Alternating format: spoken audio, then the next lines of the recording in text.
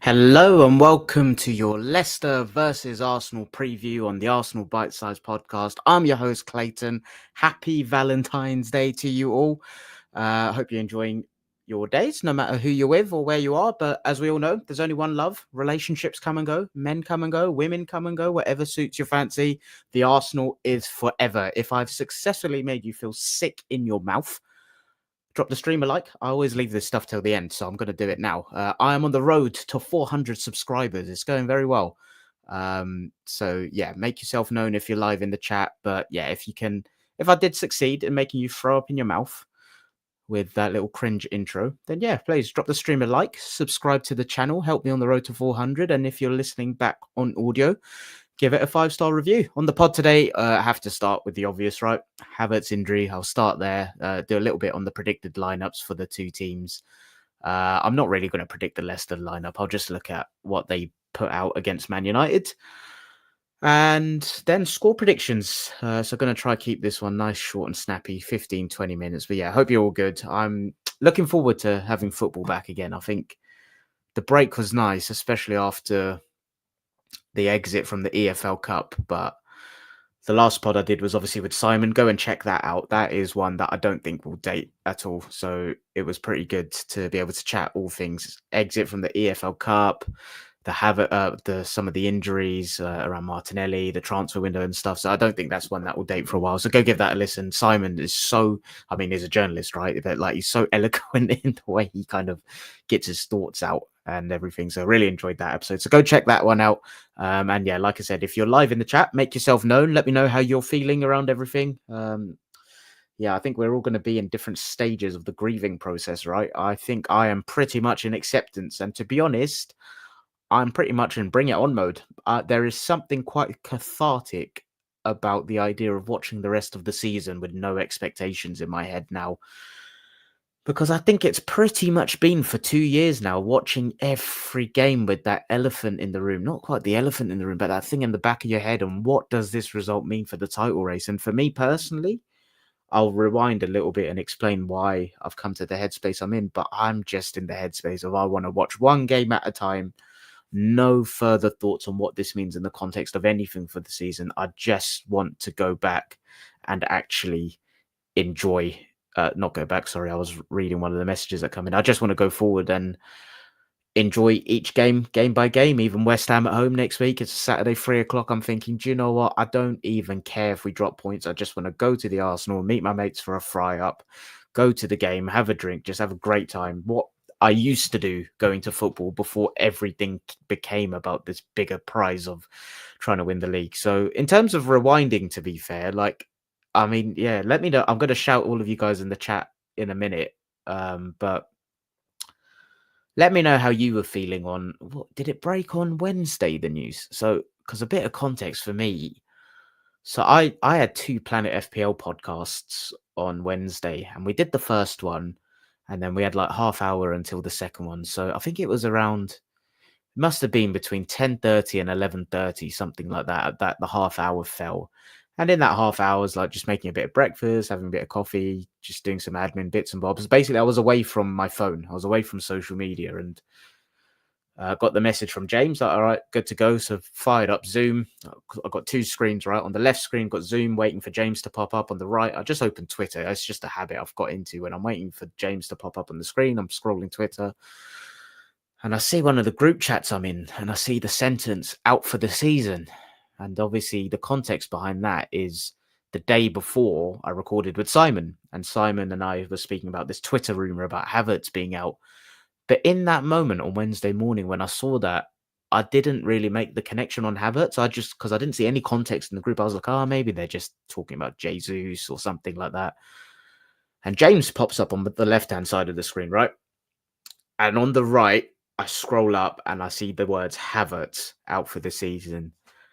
And James pops up literally as it happens. And I take a step back like this. And I just realized I moved away from the mic there. So you might not have heard that. I basically sat back, hand on head, just gutted, broken. And James was literally, so the context of that podcast we were about to record was a patron podcast called Tot and Us, where James talks all things Tottenham. I talk all things Arsenal. James and I usually have a little bit of a catch up in between pods and stuff. And he was like, "Should I just hit record?" And I was like, "Fuck it, go for it." And I basically had to process everything as I was going through the pod. And the themes of that for me were the initial emotional reaction. Well, I was so sad. I think I use adjectives typically of like gutted and just angry and frustrated, but I felt just sad, like apathy, empty. And I think it's because in that moment, for me, the season was finalized. It was done. I think I was someone that was losing hope and losing, yeah, I'd say just losing hope, to be fair, that we'd actually pull off the league title this season, just because I think there's too much water under the bridge, given the circumstances we've been up with, and we were light in attack anyway. And then we lose Martinelli against Newcastle, and now we've lost Havertz. And just in that moment, the first thing that came into my head was, okay, so our forward options now are Raheem Sterling, Leandro Trossard, and Ethan Nwaneri. And I think you can shithouse and terrorize your way through 2-3 games, and that's fine. But there's gonna be it again. This is me talking from the context of how I was feeling on Wednesday, not filtering anything, showing exactly how I was processing it, and that was going through my head. Just okay, fine. Like we can probably be fine against Leicester, West Ham, but they're straightforward to thinking, okay, if we get through to the Champions League, how are we going to manage 3 games in a week now with that wafer thin front line? And I felt really sad. And do you know what? As much as I said I was in acceptance today, 3 days on, talking about it out loud again is making me sad, because I think a fully fit squad is capable of absolutely toppling this Liverpool team. I really do. But it is what it is, right? And I think we are blessed to have a leader that is Mikel Arteta. If I can encourage you to go and watch his press conference, I mean, always watch them if you can. He is such a phenomenal leader and such an inspiring talker and motivating talker. But he was asked the question of, do you essentially need to limit your ambition? And the way he deadpan just goes, no chance. I mean, he's a special, special leader. So that's where I was at on Wednesday. I guess where am I today? Looking forward to the Leicester game.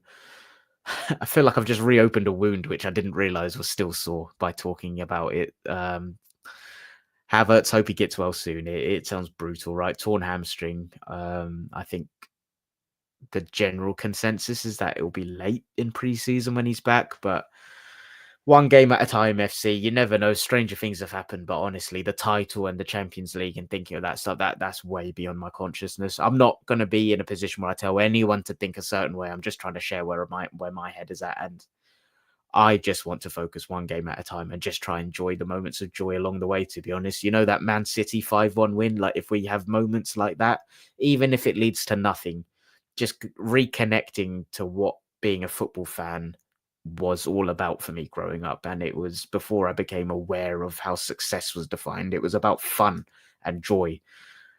And I think in a season where success defined by trophies is probably looking a little bit out of reach, I want to reconnect to that part of me as a fan. So bring it on.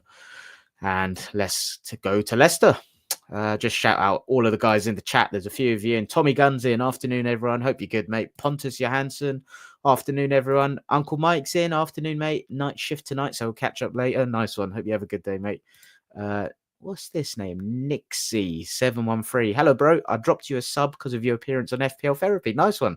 Thanks, mate. Appreciate that. Hope you enjoyed that episode. I must say the feedback on that was really nice. So yeah, thank you, mate. Appreciate that. And yeah, I did a guest appearance on his name's Ross FPL Raptor in the fantasy football world. His podcast is called FPL Therapy, so go check that out. Ross is awesome. He's a PhD student in sports psychology, done a master's in sport and exercise psychology. So I've spoken to him quite a bit over the last year as I've kind of navigated this transition, and yeah, really enjoyed it. It's quite nice. I love doing podcasts in person and just that face-to-face human interaction. So that was nice. But nice one, Nixie. Appreciate that, mate. Pontus, haven't dare check the transfer pod yet. It hurt too much after the Havertz news. Is it a decent listen still? Yes, it is, mate. Like I said, it hasn't dated yet. So yeah, that is one. I honestly don't think that will date. I think the things we spoke about were all ever present, evergreen things, you know. So yeah, go check that out. Uncle Micah said, yeah, he watched it after the news and still a good lesson. And Tommy has wrapped up the comments that are in saying he agrees the pressure is off. Let's grind out some wins and see what happens. Indeed, mate, that is the spirit. So on to team news. Big Benny Blanco is back available within the squad. I am so excited about that. We have missed him. Just the ability to have different different profiles in a position of someone like Timber, who's really he's like a ballerina, isn't he? In tight spaces and really soft-footed. He's a bit of a number 10 in half spaces, isn't he? And then you've got a Ben White who's an overlapping, powerful machine.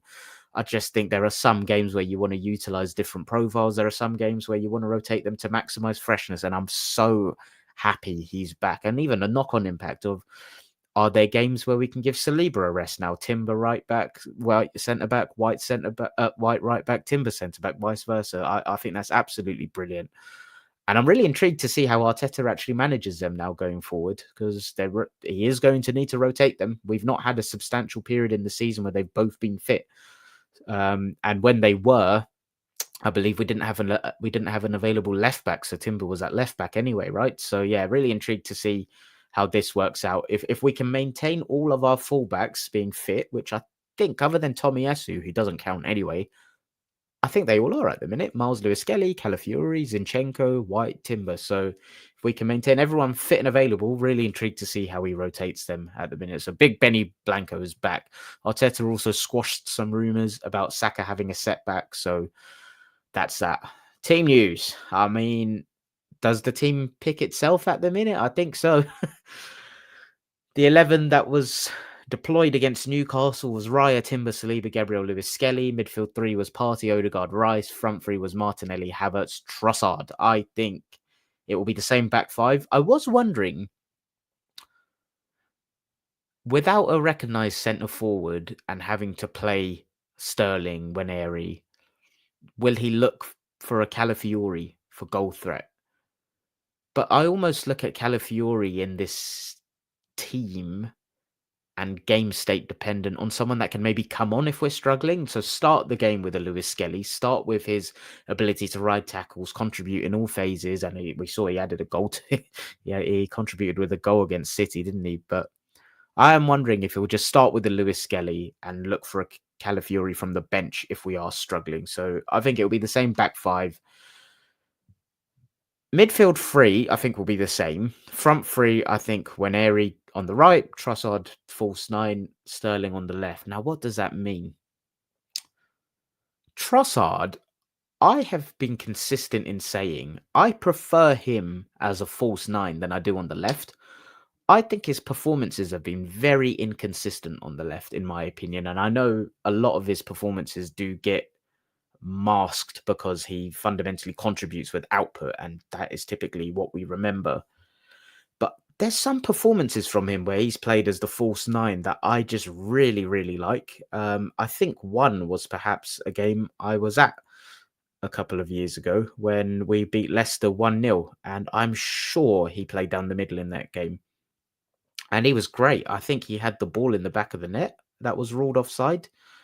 Or for a foul or something, where I remember because I was on the other end and I could see it. I had a great view of it where it just kind of curled into the top corner. And there's been other games as well that have escaped me specifically which ones, where he's just been great as the false 9. I think for me, other than Kai Havertz in these last 2-3 years, the best profile and the best profile centre forward and the best Arsenal have looked had Gabriel Jesus at centre forward in that run prior to the World Cup. And I think Trossard stylistically is the most similar in profile to that.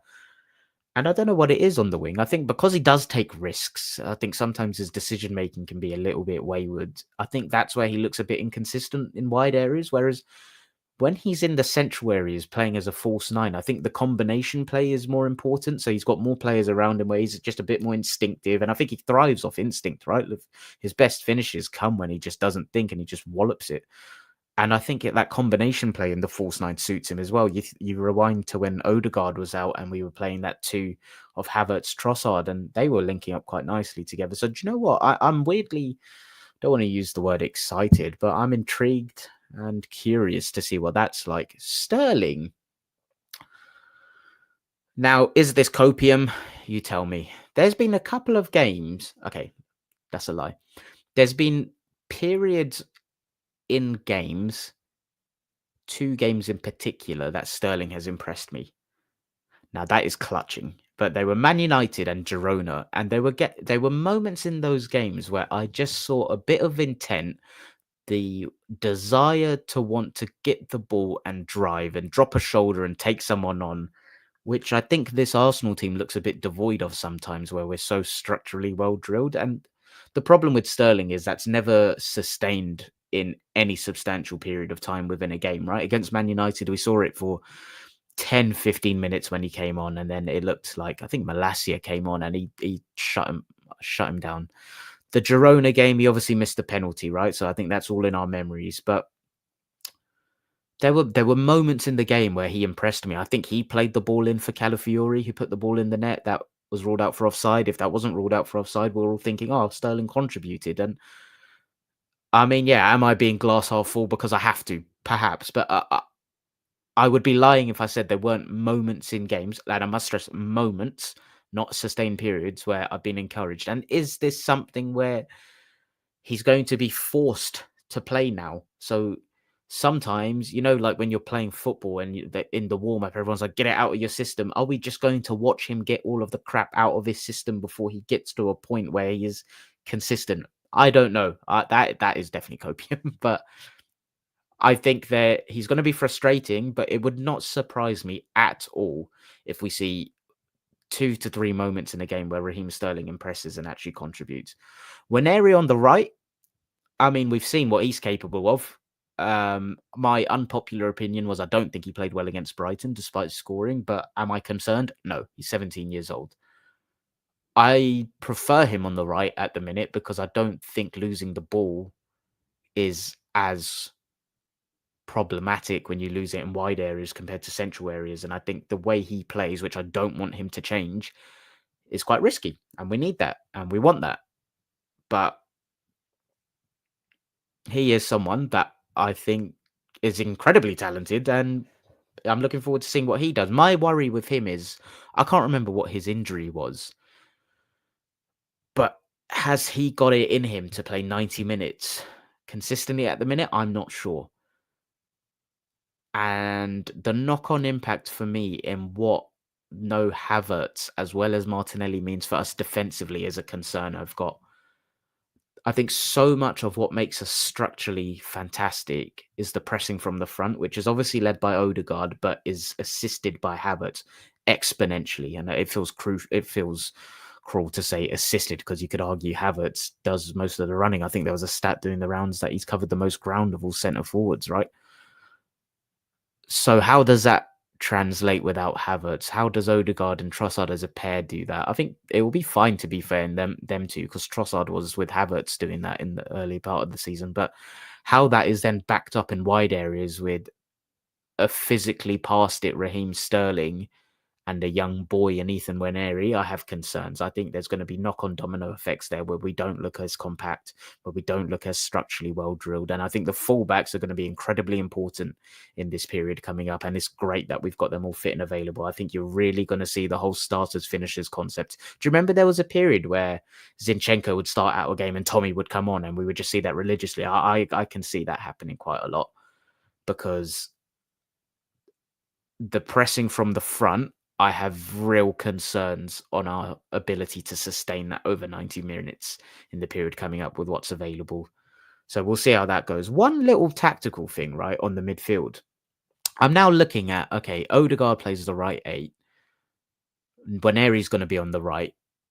That feels tailor-made for them to combining on the right, cutting in crosses, right? And I've seen a lot of talk about Marino centre forward and people talking themselves into it. I hate it. I absolutely hate it. I think I understand a little perspective on where people are coming from in terms of he knows how to find a yard in the box. He runs into the box, but that's the point for me. Everything is about late movement from him. It's about the late arrival into the box. You don't do that when you're fixated as a centre forward. So if anything, I would like him as a left 8 in games where we have a false 9. So if Trossard is dropping and vacating space, that's where the pockets arrive for a Merino to come in on the end of a Waneri or Odegaard cross. I don't think Merino gets the same chances if he is starting from a position of centre forward. I've said this, I think technically his technical level is awful. I think he's shit technically.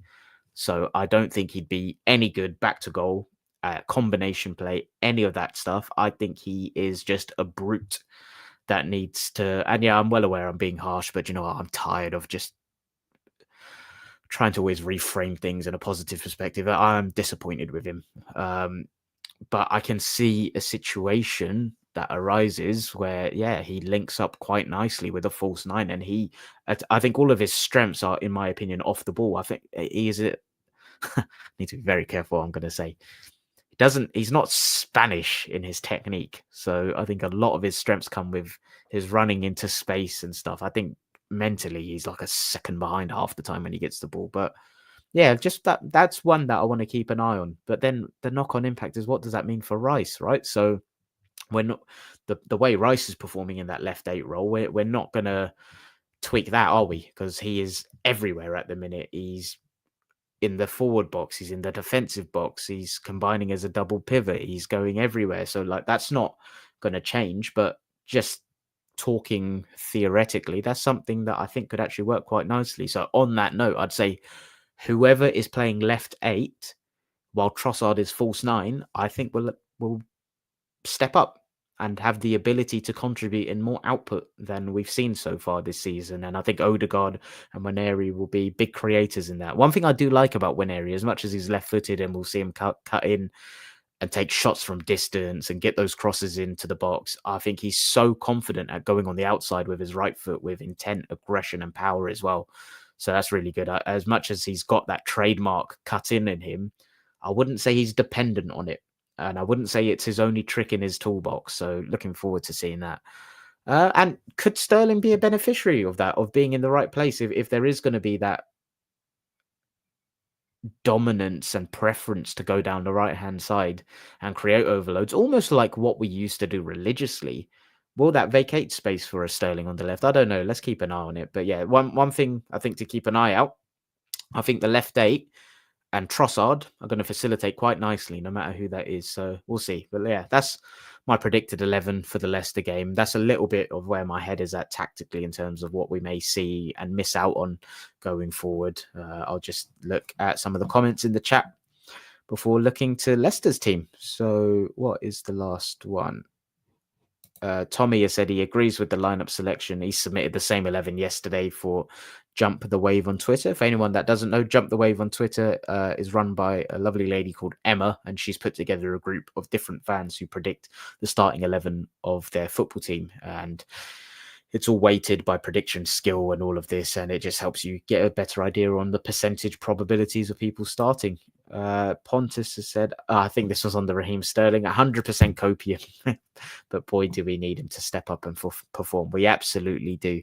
And you know what? It may be copium, but as I always say, I don't care about being different in my opinions. That's genuinely what I believe. I believe he will be frustrating, but I think there'll be key periods in games where he surprises people in this upcoming run. So let's see. If I'm right, I'm clipping it. If I'm wrong, I'm absolutely not.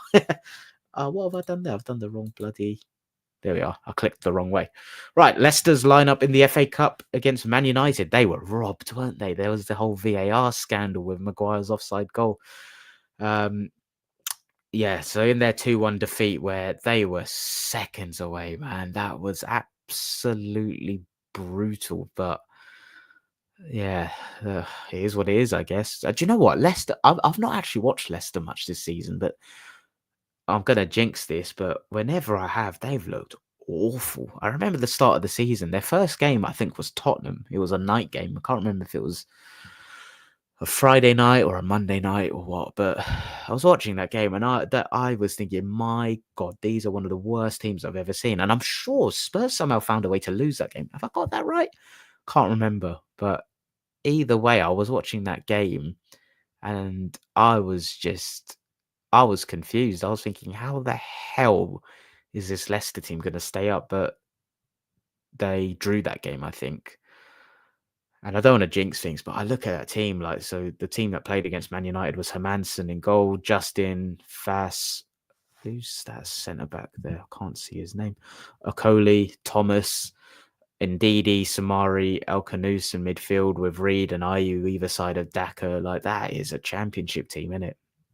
And I got to say, I'm concerned about our fixtures. There are games I think will come unstuck in. There are games where I think will look short of a goal, but this isn't one. And do you know what?